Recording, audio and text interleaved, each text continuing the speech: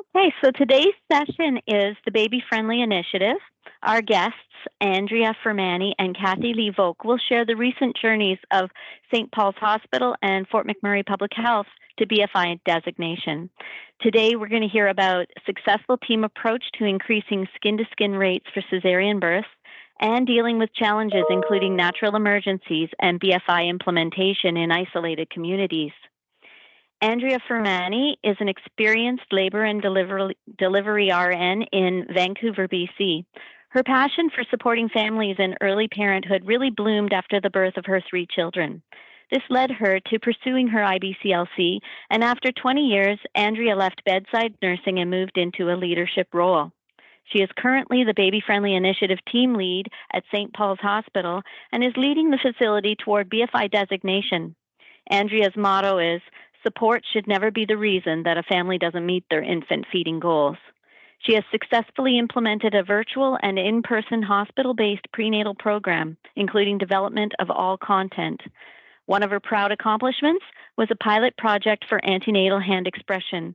This resulted in being the first hospital in the province to use colostrum collection kits for antenatal patients as a standard of care. KathiLee Volk has been a registered nurse in public health with Alberta Health Services for over 10 years. She has been the Baby Friendly Initiative lead for Fort McMurray Community Health Services for almost 5 years and helped push the final designation over the finish line. She is passionate about supporting infant feeding families and ensuring this support is easily accessible to the Indigenous communities she services. So thank you for having me join today to share a bit about St. Paul's journey towards BFI. This is me. I am holding the newest BFI designation plaque with the new artwork there. I'm Andrea Firmani. Just like I was introduced, I'm one of the registered nurses at St. Paul's Hospital, and I'm a lactation consultant as well. In my role right now, I'm a clinical nurse educator, and my focus is BFI sustainability now that we are designated. I have no disclosures to make, and today I'm coming from the Musqueam, Squamish, and Tsleil-Waututh Nations, also known as Vancouver. So St. Paul's Hospital is one of the older hospitals, and interesting enough, as we are moving to designation, we are actually only in this facility for about 4 or 5 more years. They're building a brand new St. Paul's Hospital in a different location in Vancouver, so we won't be a downtown hospital in a couple of years. So we deliver about 1,200 babies a year, and actually our birth rates have gone down in the last couple of years. We used to be delivering about 1,600 or so babies, but now we're getting by about 1,200 babies a year. Our NICU is a 6-bed NICU at level 2A. And our big thing at St. Paul's that sort of differentiates us from a lot of different facilities is that we specialize in high-risk obstetrics with a real focus on cardiac obstetrics care. So we do get a lot of high-risk moms from across British Columbia coming to St. Paul's, moving to Vancouver in their pregnancy, and staying in the hospital for long periods of time postpartum. And that's just because of the medical care that they need that's available at St. Paul's with all the different types of specialties that we offer. And cardiac care is one of the big things that is our sort of center of excellence. So where did we start at St. Paul's? BFI sort of came into light with the National Collaborative back in 2019. And that was really the first time we heard about Baby Friendly, the first time we looked at it to try to improve, how can we improve our breastfeeding rates at St. Paul's Hospital? And we had this opportunity to join the National Collaborative, and it really was the kickstart to our journey towards designation. I really feel like without having this formal program that we were part of, I'm not sure if we would have had the same success that we have had with our BFI designation. Being part of this journey, we first went to Oakville, Ontario.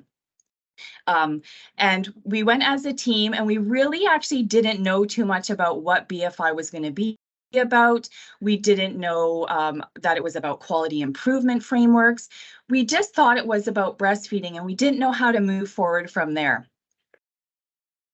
So when we went to Oakville, Ontario, and maybe some of you on this call today maybe joined us when we were there, it really gave us this connection between understanding that the baby-friendly initiative is a continuous quality improvement framework.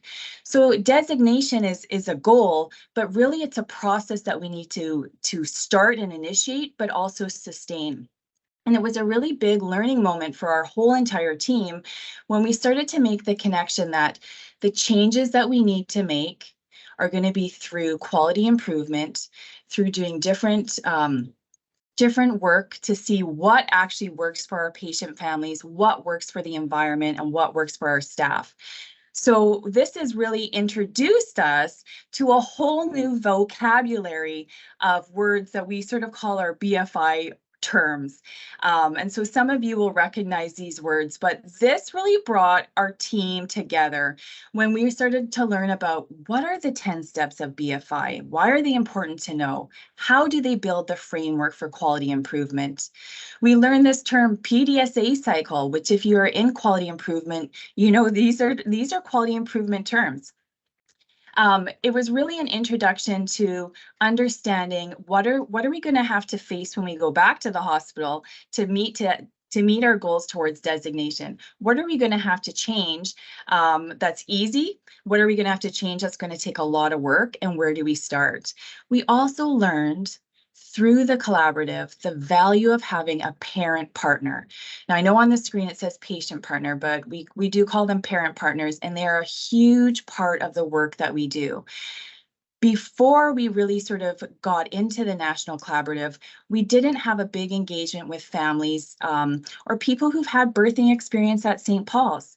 They maybe filled out a little questionnaire form at the end of their hospital stay, and that's sort of all the feedback we got. So now we realize, okay, we need to bring our parent partners into the hospital, into the work that we're doing. And the collaborative really kicked that idea off for us. And it got us very excited because there's a lot of value in the patient experience and their voice. And as we go through our presentation, you'll see how the parent partner experience really elevated the work that we're doing. And it really helped establish the buy-in from a lot of different disciplines. And you'll see here the word, like the term data collection. Data collection, I feel like in quality improvement is sort of your backbone, but so is data collection is right there along with it. They go together. We don't know what we don't know, and if we are not doing data collection. We might be really amazing and have no idea, but we might be missing a lot of things and also have no idea. So the introduction to the idea of data collection was a really big concept for us, and it really helped us focus on presenting our data to different team members in the hospital, and that helped establish buy-in as well.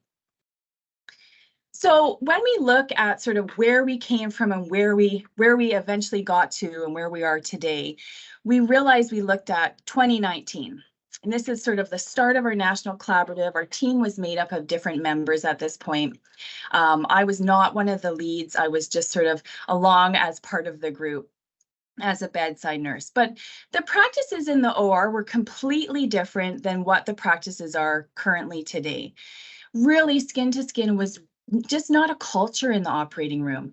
It occasionally happened if usually it was a midwifery patient and they really championed and advocated for the patient, and then maybe some short skin to skin would happen.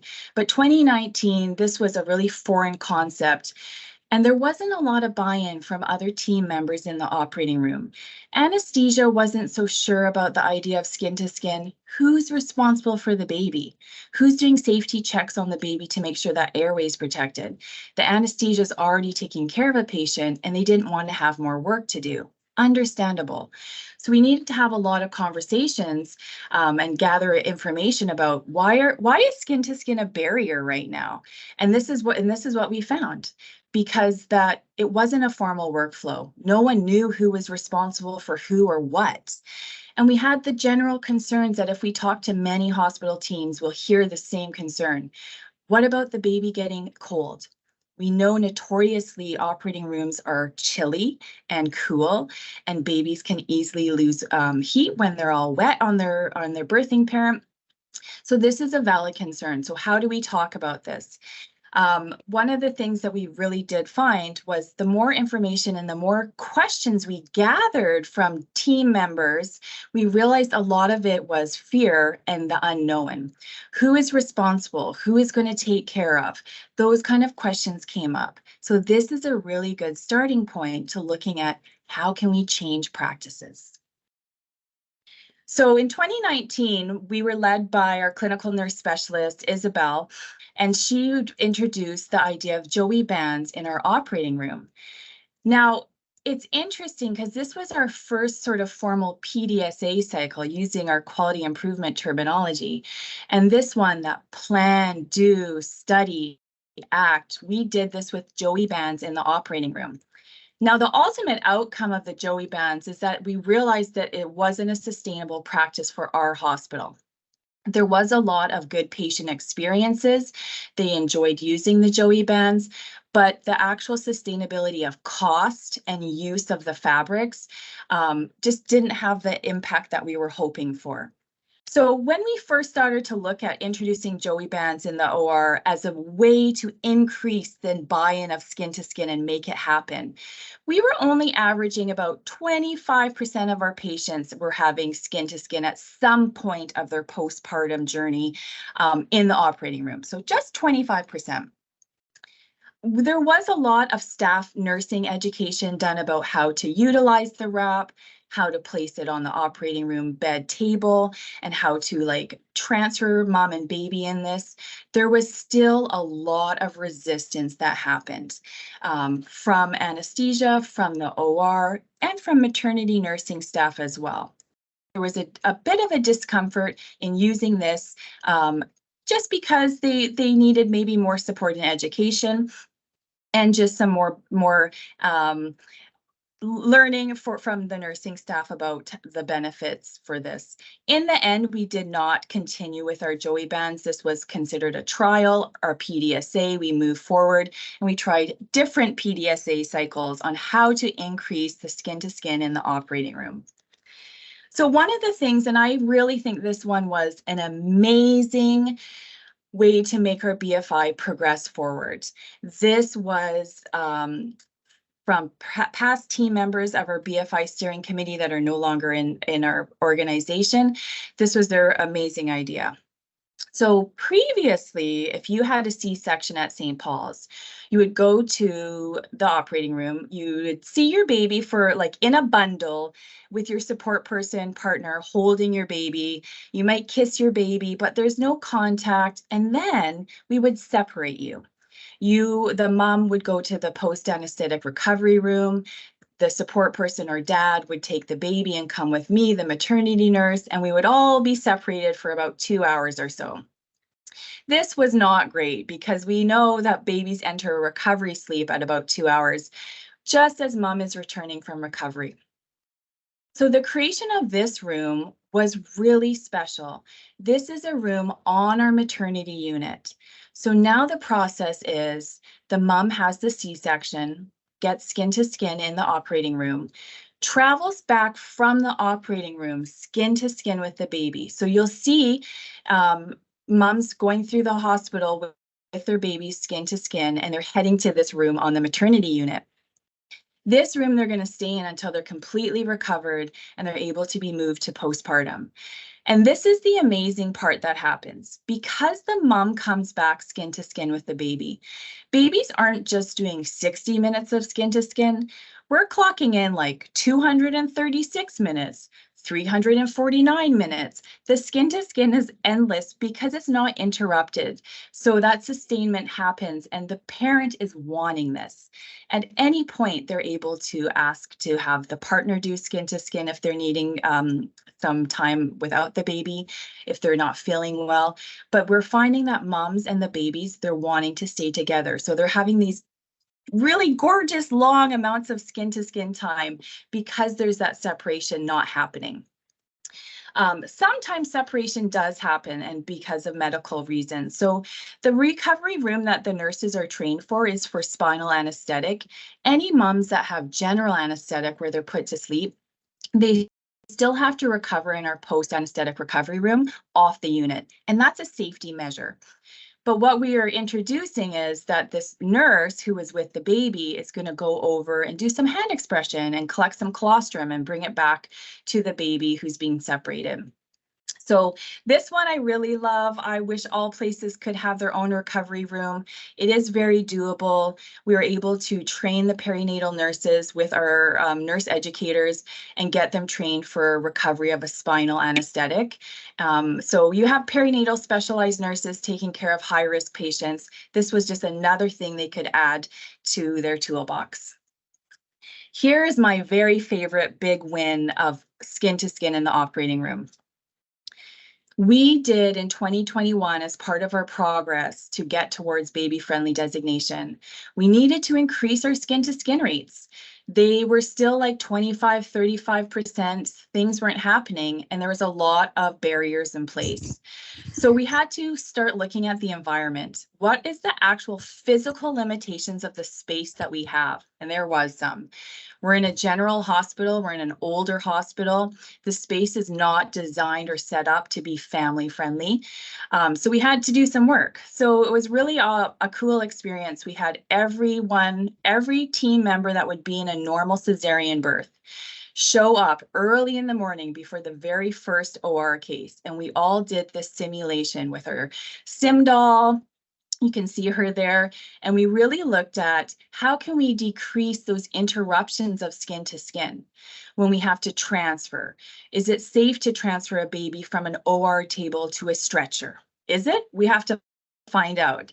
So we have brought in risk management. We had someone with a timer trying to look at how we can decrease those pauses that we were doing. And so out of this, we really developed a new workflow. And this workflow was designed by all the team members. We're talking anesthesia, pediatrics, midwifery was involved, family practice and obstetrics, and our nursing as well. And nursing from OR and maternity, because we really need to have that cross collaboration for buy-in, but also for the creation of this workflow. So we did it. We developed a new workflow because of this simulation. It was a big success. We were able to prove a lot of those fears that people had, those barriers where they said, but what if, or it's not going to work because, and we were able to say, hey, we did this simulation with a proper team. We tracked it down. We figured out how to do this in a very safe way that is patient-centered care. And that really sort of changed the tune and the conversations that were happening. But there were still those whispering voices like, but what if? What if, Andrea, what if something happens? What if when you go through the hall with the baby on the mum, what if something happens? So we brought all of our evidence from our simulation to risk management at the hospital. And risk management, she's also a lawyer, and she looked at all of the possible things that could happen and signed off with solid approval that this was very patient-centered care and it was a safe care because we had the workflow in place and we knew when it was safe to do this and when it was not. But like any really great project out there, it's great to do simulations and design new workflows. But the real truth is sustainment is the big part of the work that we do. So anytime we make something really awesome and improve it, we have to look at, well, how are we going to keep this practice happening? So once like the big push for BFI is sort of faded and we move to designation, how are we going to keep this from like disappearing as a practice? So part of my role as a BFI lead, I get to go to the ORs in the morning for our scheduled sections. And I get to just do an observational assessment. And we're not judging people's like their nursing practices or how they act with patients. We're really truly assessing safety practices. Is the nurse able to safely assess that baby? Is the baby in a safe position for skin to skin? That's what we're looking at as well. So we are looking at the timings that by 5 minutes and sustain for the first hour, but we're also looking for safety things as well.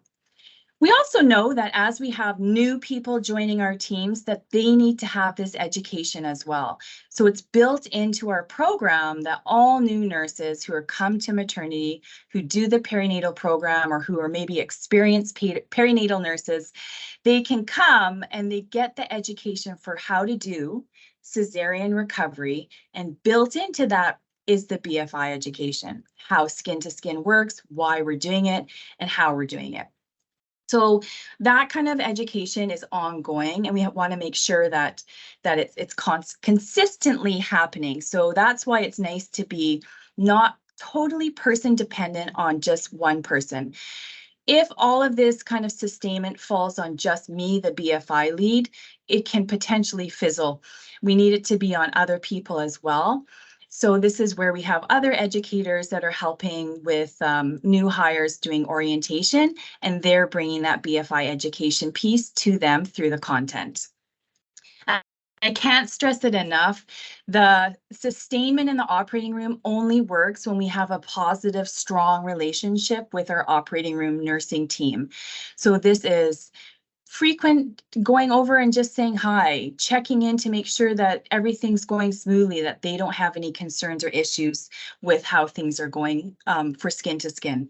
So just that open communication is really key. Let's bring it to the parent partner, because this is how we got a lot of success with our skin to skin, was bringing the patient messaging. So this is, look how happy this family is. And they had to say, with their first baby, I was never offered skin to skin in the operating room. When I had my second C-section, it was amazing. The pediatrician let me know what was happening and what to expect. They placed the baby right on me, and the baby stayed with me the entire time. This is the patient voice, and it speaks so strongly. I encourage you, if you're on your journey to BFI, really engage with your parent partners. If you don't have one yet, I would definitely encourage you to seek one out and find one. They are there. They want to share their experience and their voice. And this, I have to say, when we brought this specific type of slide to our anesthesia team, this is what made our BFI successful, was really bringing it back to the patient experience. So let's look at some data, because I was saying how data is so important, and we need to know stuff, and we need to know numbers. Now, the real truth is there's always a story to data. When you look at this, you think, wow, like 25% up to 82% in a year. It's impressive. There's a story to this. The one thing that was happening was our charting system was not capturing the data properly. So skin to skin time, we do electronic charting with a system called Cerner, and the fields would just time out. So nursing couldn't actually enter it in. If that baby did 236 minutes of skin to skin, they had no field to enter it because it had timed out, because it wasn't 60. So there's some work that had to be done when we were building our documentation, because it was the documentation that wasn't allowing us to see the proper results. So if we stood in the OR and we actually ticked off all of the babies that were going skin to skin, it was happening, but our charts were saying it's not happening. So we had to dig into that, work with the team to try to change what was happening with the electronic charting. And that was why just one of the reasons that we were able to have those big changes in our practices. We were able to show it.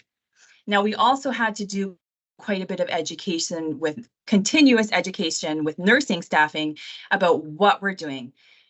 Once people know, like, yeah, we actually do look at chart audits, and we do dig into the charts and see what patients are experiencing. When people know that, they seem to really document nicely. So once we had that awareness, the fields were filled in, and we were able to capture the information that we wanted to. Here is one of the big lessons. So leaving the skin to skin concept behind is really truly that hospital-wide awareness. And through part of our journey was the awareness for nursing staff that BFI was not just a maternity NICU specific designation, that it was an entire facility designation. And that was like mind-blowing. That means the gift shop, that the volunteers, that the lab techs taking care of our babies for blood work, everyone needs to know something about BFI continuous quality improvement framework. So this one was like connecting with our communications department. We want them to talk about BFI. We want them to have stories and communications and social media coming out about breastfeeding, National Breastfeeding Week. We want to have that open communication. We also want to make sure that we know who in the hospital we can talk to about BFI stuff. So connecting with the different site leads for different departments. One of our big wins, though, was also using our nurse champions to spread the word about BFI coming to St. Paul's. And this was a little further into our journey that we did this, and it was so successful.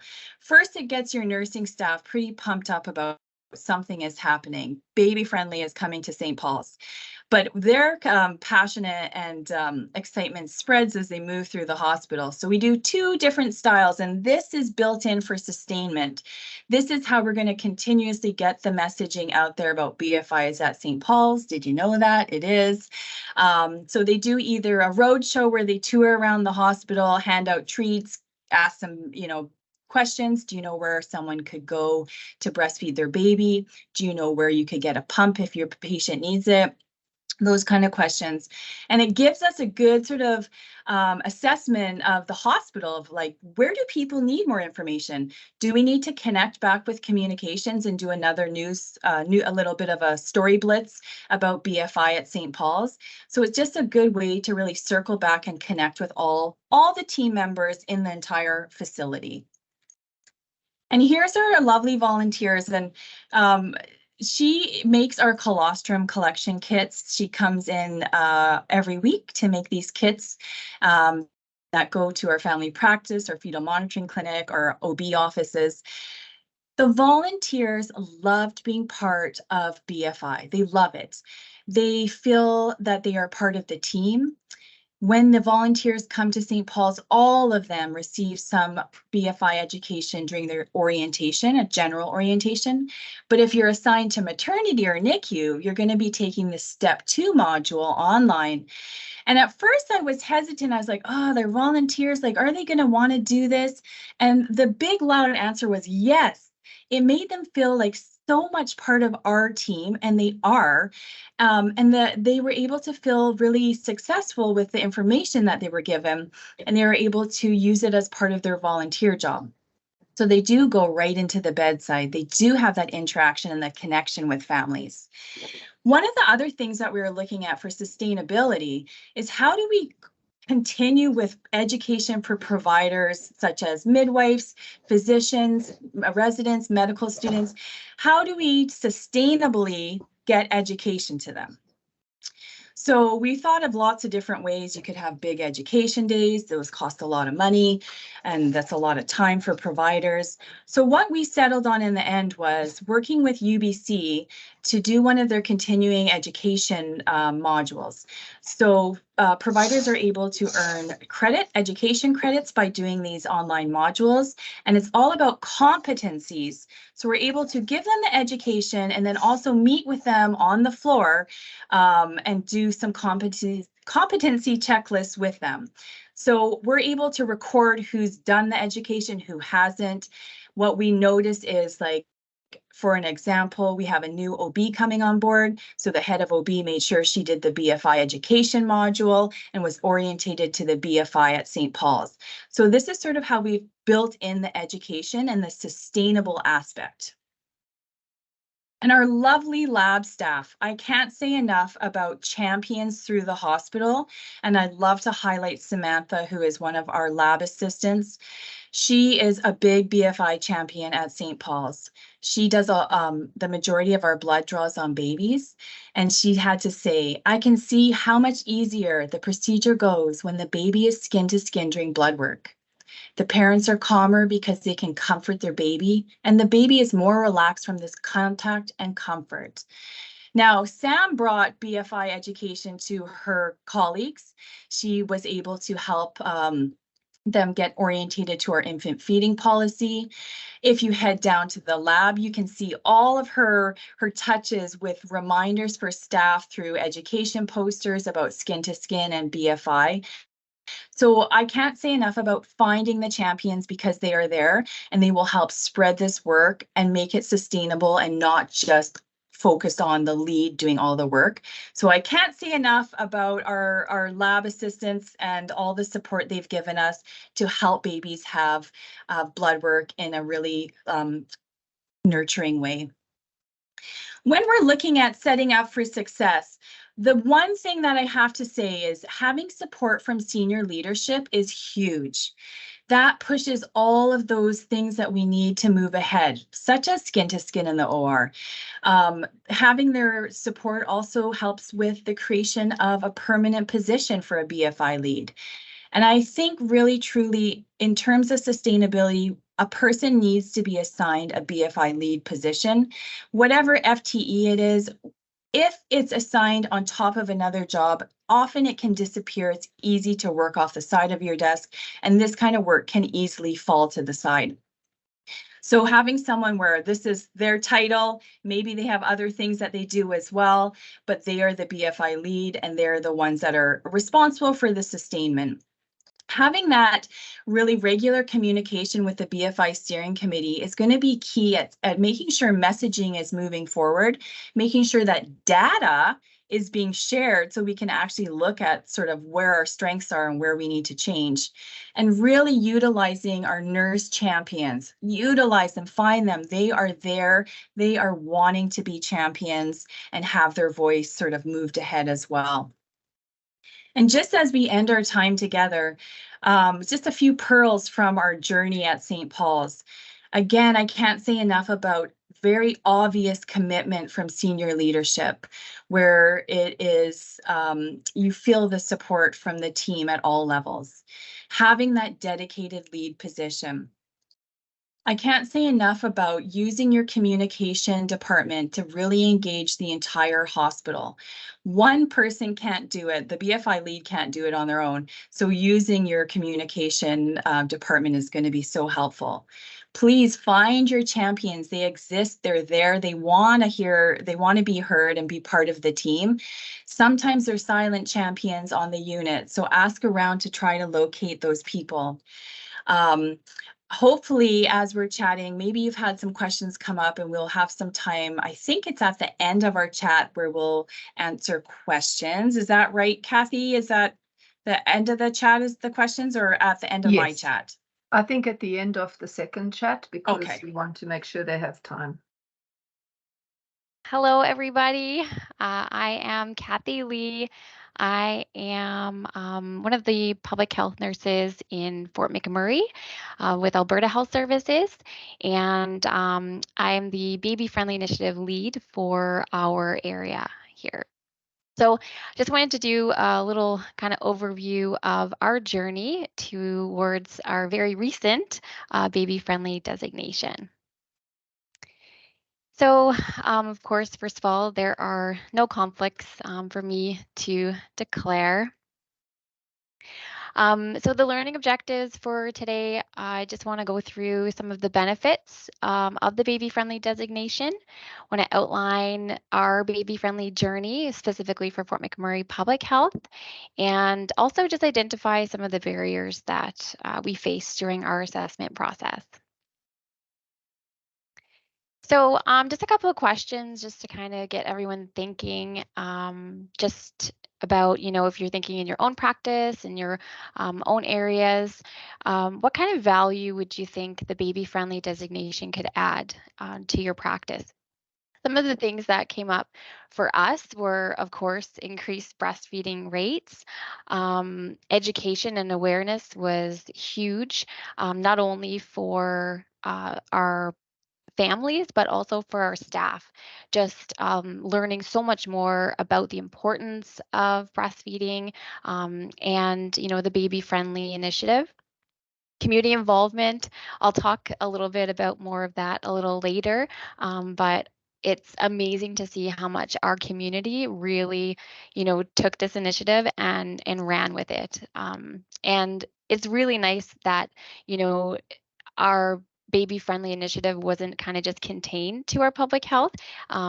You'll see a little bit later how, you know, the whole community really did have a part in it. And then, of course, team building. It was very significant for our office, especially just because all of our staff, you know, really had this common goal, and we really like poured our heart and soul into getting this designation. What barriers and challenges do you think you would need to overcome to be designated in your own communities? For us, some of the things that came up that I'll get into a little bit more detail about, organizational needs, of course, especially, you know, working within a huge organization. Alberta Health Services covers the entire province, trying to, you know, make some of the policies and the things that we wanted to implement kind of had to also align with, you know, the standards for Alberta Health Services. So ran into a couple of things along the way for that. Our natural disasters, you know, we went through quite a bit when it came to natural disasters that really tried to stop us on our journey for sure. But you know, we definitely persevered through. Our breastfeeding rates initially were a little bit of difficulty trying to get those rates up so that we could even, you know, meet that requirement. And community buy-in, initially just trying to get everyone excited about the initiative. And another question, just who would be the key stakeholders in your own areas that you think would be helpful in creating your successful journey? For us, it was definitely, of course, getting Alberta Health Services on board, getting our whole community on board, and then, you know, engaging our staff and getting everyone excited about kind of pressing forward with this. So just a little bit of kind of a background of who we are. So we are located in the regional municipality of Wood Buffalo. So it is the second largest municipality in Canada. So it does include like our urban center, Fort McMurray, where our main public health office is. But then we also service 9 rural communities around our area as well. So we cover quite a large area and geographically, and then of course a high population of people as well. And so the total population, this was of course in 2018, but it is fairly similar. The numbers have gone down a little bit, but it is still over 100, you know, and 11,000 people that we service here. And municipality has a very young population. So about 47% of the population are in those kind of childbearing ages, so between the ages of 20 to 44. So lots of really young families. And specifically for our community health services, we have, like I said, our one location that's in Fort McMurray, and then we have 5 satellite locations that our nurses will also visit as well. So this is just kind of like a snapshot of all of the programming that we did.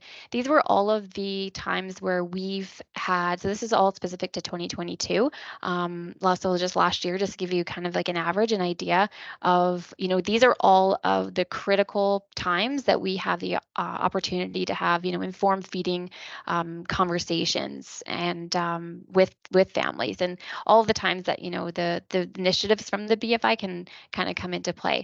So we've had our Healthy Beginnings program, of course. It's quite busy. We have our breastfeeding clinic, which we're super proud to have.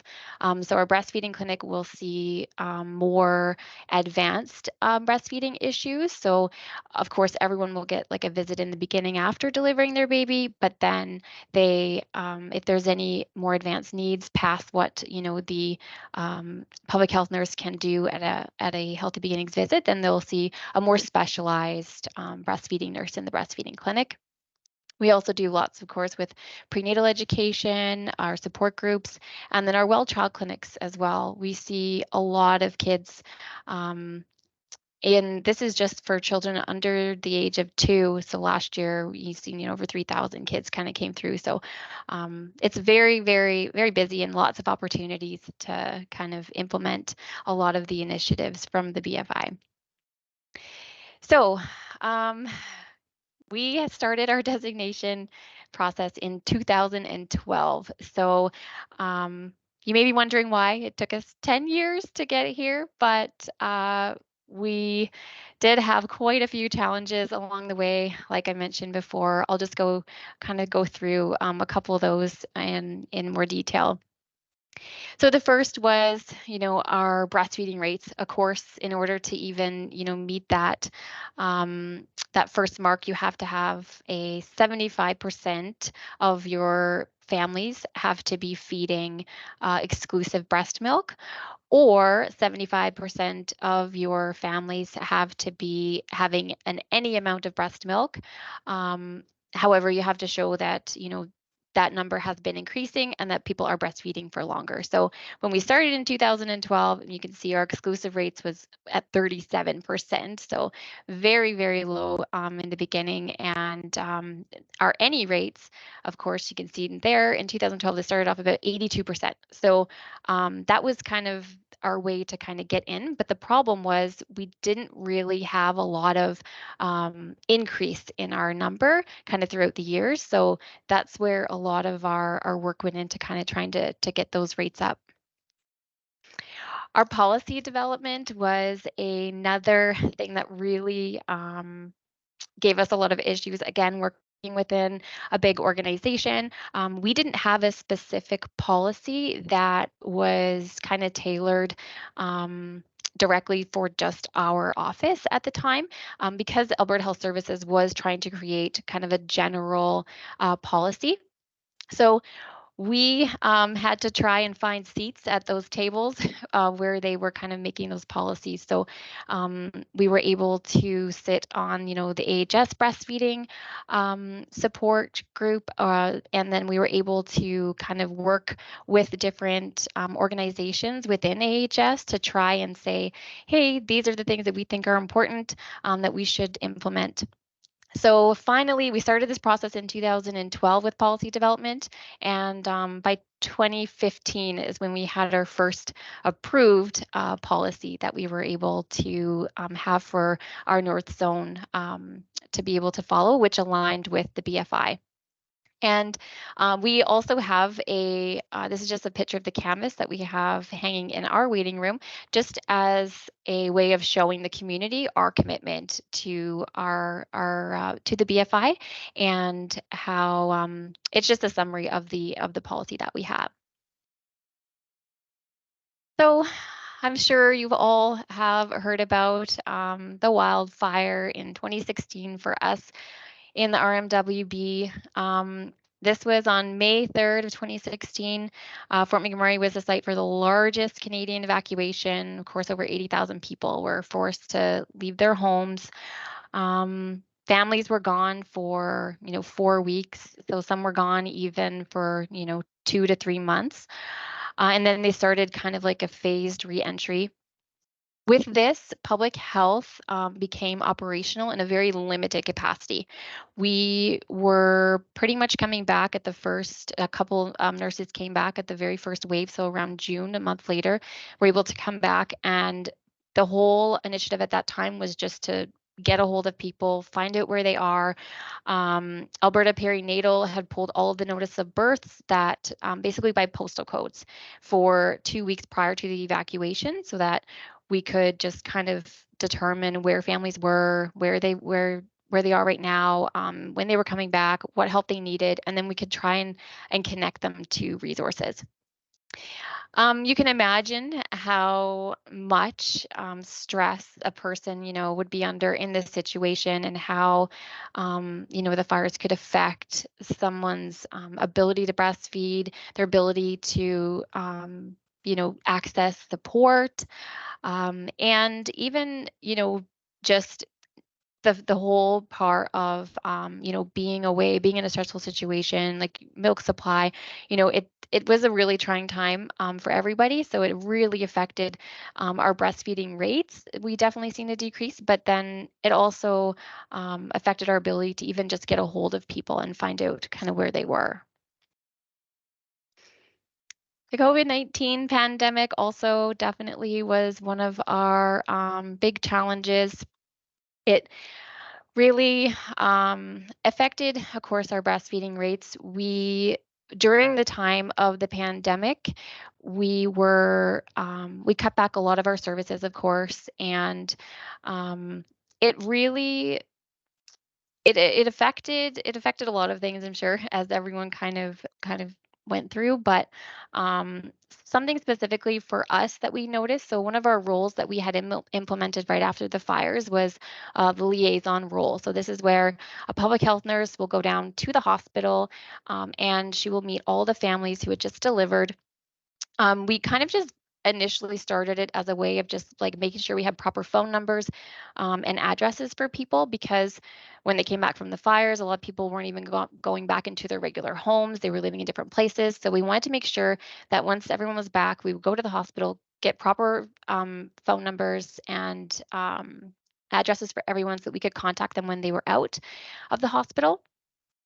What we found though was, hey, we're in here now. This is a great opportunity to talk to them about breastfeeding, talk to them about, the public health services, talk to them, having those informed feeding decision conversations with the actual families right there and then. So unfortunately, during COVID, what had happened was we weren't able to go down there as much anymore. Of course, we had to limit the amount of face-to-face contact with families, just, for everyone's safety. And I'll just show you kind of like a little stat of how it affected our rates just in that short period of time during COVID. So this here, our any rate this was showing just January, February, and March. So this was in 2021 when we were actively doing our liaison role. So our any rate was at about 86%, which was really good. So April, May, and June, in April, May, and June, all of our nurses, so public health nurses, were redeployed. So we were doing, COVID vaccines, doing testing, and again, limiting the amount of time we were spending with families. So our liaison role was paused. Our rate jumped all the way down to 75%. So in that short amount of time, we've seen a complete, like a huge drop in our breastfeeding rates. And then we just show, the July, August, September. This is like immediately once at the end of June, we started going back in, doing liaison, doing our role, getting back to, supporting them at the bedside as soon as they deliver, helping them with feeding. We saw our rates pop all the way back up again to 86.67%. So this liaison role has been the most impactful initiative that we implemented that has really created the success of our designation.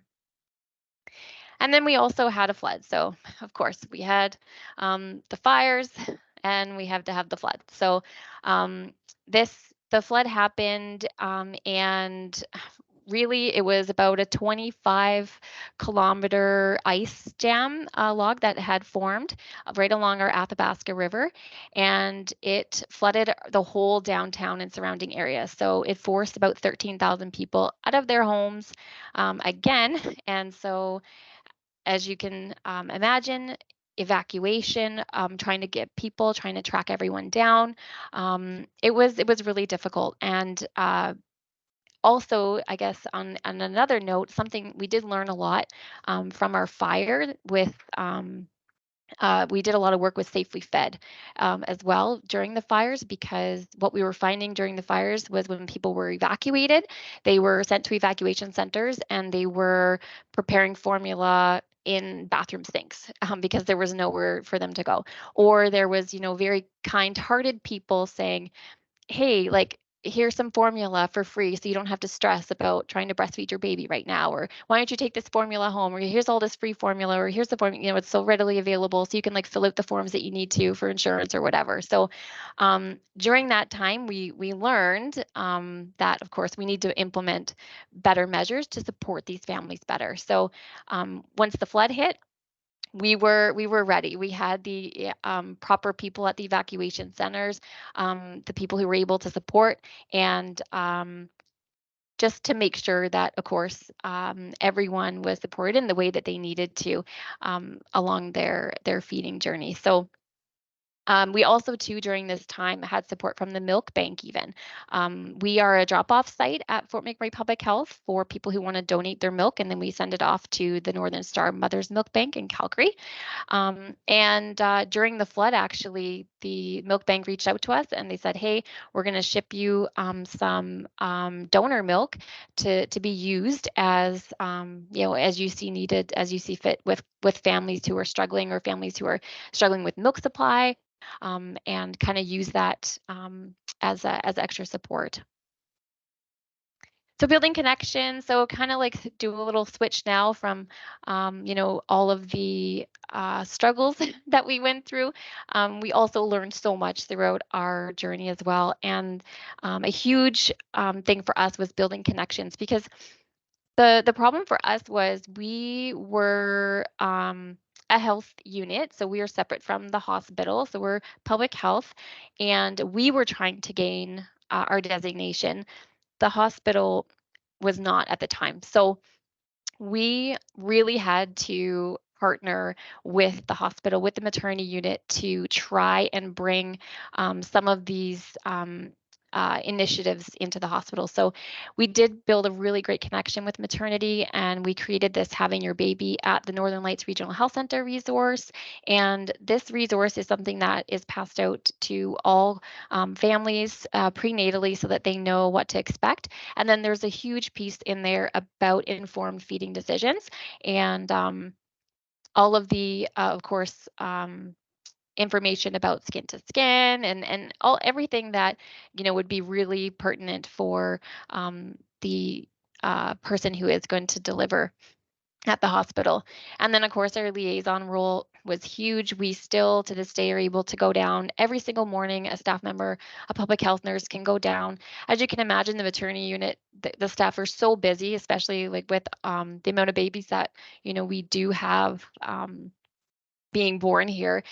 They're pretty busy, so sometimes breastfeeding isn't always something that they're able to spend a whole lot of time on. So I think they've been very appreciative of us being able to come down. So we go down in the mornings, we visit these families, we talk about informed feeding, and then we're right there to help and spend as much time as they need with feeding during that time.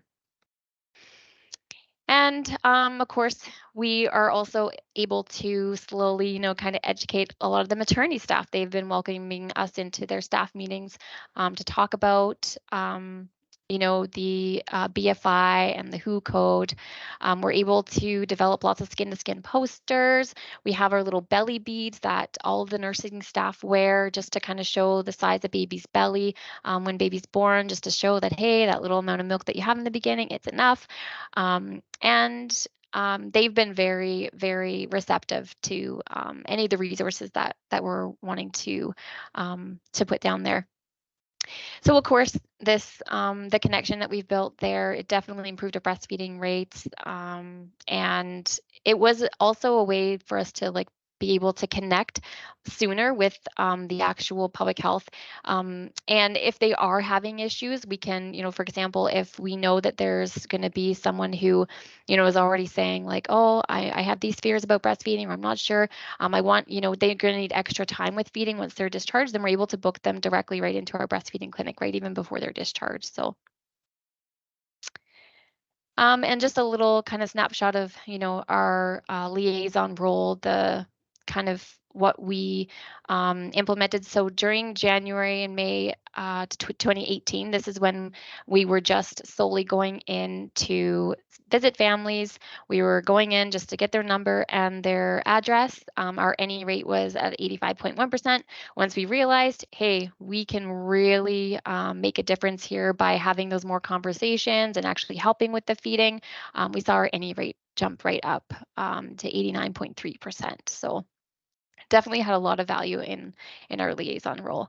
And even our no breast milk, so the percentage of people getting no breast milk at discharge from the hospital was at 14.9%. And then after we started doing more conversations, it went down to 10.96% for no breast milk. So our other community partners, we are constantly developing our connections with our physicians. We recently were able to get our physicians on board with sending us a referral every time somebody comes to their clinic presenting for pregnancy. They will get the client to fill a form, a consent form, and then they send us that referral right to public health and say, hey, this person's pregnant. They would like follow up. So then we will call that person and we'll say, hey, here's what we have to offer. And we start that conversation right away. We'll do as many follow-up calls as they need. We'll get them booked into prenatal classes if they're interested and kind of start those feeding conversations right away. Our DynaLife lab here, so we've done lots of work and they've been very receptive to us coming in to kind of do some in-services on the importance of skin-to-skin or breastfeeding during painful procedures and kind of teaching them and showing them what that looks like and the importance of it. And it's amazing how much, you know, it's kind of changed the whole outlook on the painful procedures, because in the beginning, of course, the lab was a little unsure. It's a little bit awkward sometimes if a person's like feeding and trying to get the heel or trying to get some of that blood work done. But now it's like, I'll talk to some of the lab staff after they come out of a room and they'll just be like, that baby didn't even cry. Like that was amazing. Like, and so it's nice to see, and even like kind of empowering the parents. And that's a part of the conversation we have when we go in as liaison. We tell the parent like, hey, this is suggested. You should do skin to skin or breastfeeding. It can minimize, it could potentially minimize the amount of pain your baby goes through during blood work. So then even when the lab comes in, the parent right away is like, no, I'm going to breastfeed during, and kind of like gives them the ability and that confidence to say, like I'm going to feed my baby, and just making it a more of a normal practice.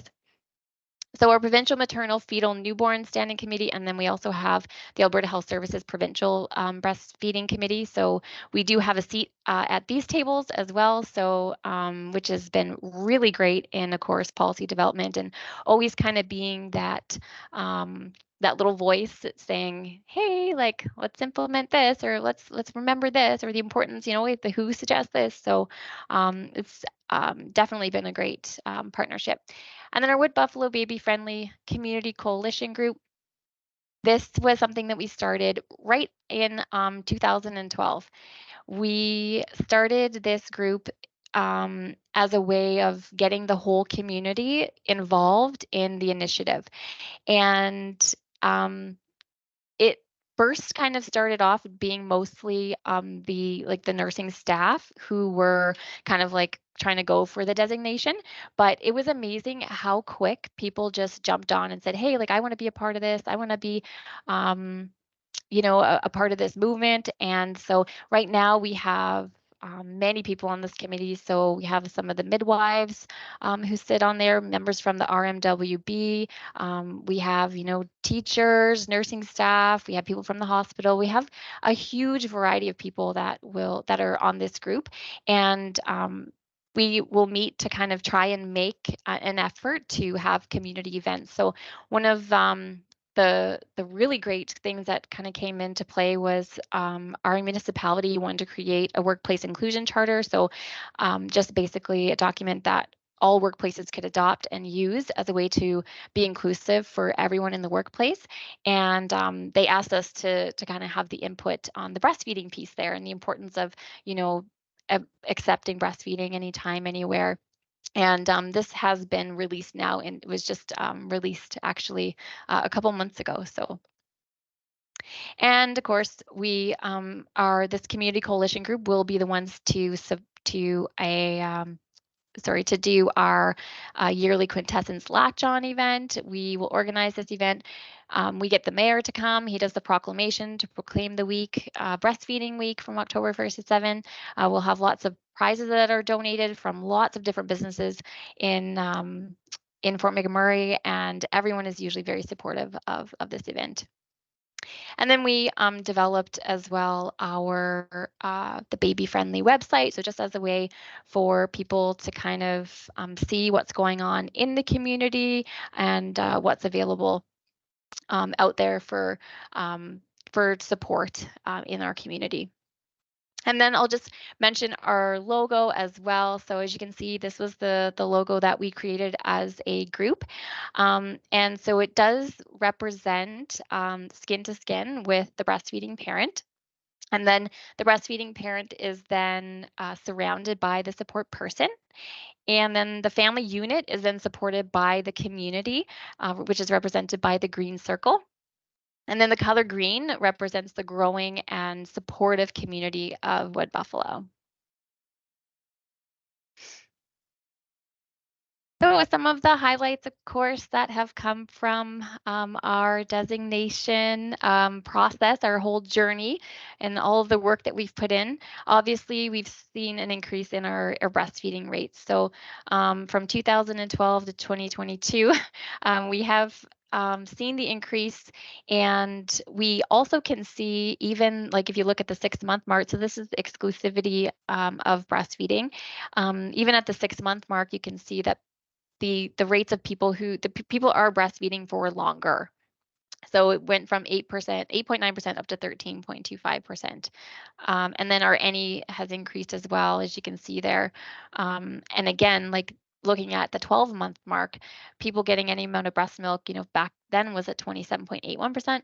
Now we jumped up to 40.56% of people giving any amount of breast milk at 12 months of age. So we're seeing people, the amounts increasing, but we're also seeing that people are breastfeeding for longer. This is just World Breastfeeding Week is another highlight. Again, as I mentioned, this is just a little shout out from Culligan. They are a big supporter for us here, where they'll just donate all of the water for the event, and they do a lot of like things on social media for us, kind of leading up to it, getting people excited about World Breastfeeding Week. And this is just a little shout out that they put on after the fact. And our BFI cutout project was another really exciting project that we did. So these are all local mothers who came and took part of a photo shoot. And these are life-size cutouts that we have, and they're displayed all around town. We have them at the airport. We have some at our library, at our recreational facility. We have some at the hospital, at our public health. So we have them kind of all over, and we kind of will rotate them through and put them in different places. And people are really excited to have them. So even when we take them sometimes from the airport, we'll say, hey, we're just going to switch it up for a few months, put it somewhere else. They're like, oh, like we really want to have them. Like make sure you bring one back to us. Like, so they've been really accepted in our community for sure. And our colostrum expression kits, these are kits that we created as a way of, we realized that the hand expression was not something that a lot of families were knowing and learning after giving birth. So we thought, let's try and, start teaching this during pregnancy. So we started doing these kits for people, and they would come in during pregnancy or during a prenatal class, and we would talk about hand expressing, and then just talking, and encouraging them to speak to their healthcare provider about hand expressing during pregnancy, and just as a way of A, learning how to hand express, but then B, kind of getting having a little bit of that colostrum available if needed, if there was any issue after delivery. And we did win recently the IBCLC Care Award. And with this award, it's only 2 actually community-based facilities have received this international award. So we're pretty excited about that. And we received it earlier this year, actually, 2023. And then community engagement, of course, is the biggest one. This is just another shout out on social media from the Fort McMurray International Airport. As you can see, one of our life-size cutouts there, and they just wanted to post it as a way of normalizing breastfeeding, but also saying like, hey, like breastfeeding is welcome here. If you need privacy, let me know. If you need anything, like just come and have a conversation with us. We're very supportive of the BFI. And then, of course, our staff. This was probably one of the biggest highlights for us, was our team building. This really created like an atmosphere where, you know, we all really wanted this so bad. We wanted to support the community better, and we all worked so hard together, and it really brought us closer as a team. And of course, we have reached, finally, we've been officially designated on November 1st of 2022. We received our designation, and we're so excited about having this. And we had our celebration recently as well, where we celebrated with the whole community, invited them out, and yeah, it was a really happy and exciting time for us, for sure. So that is it for me. Thank you so much for your time.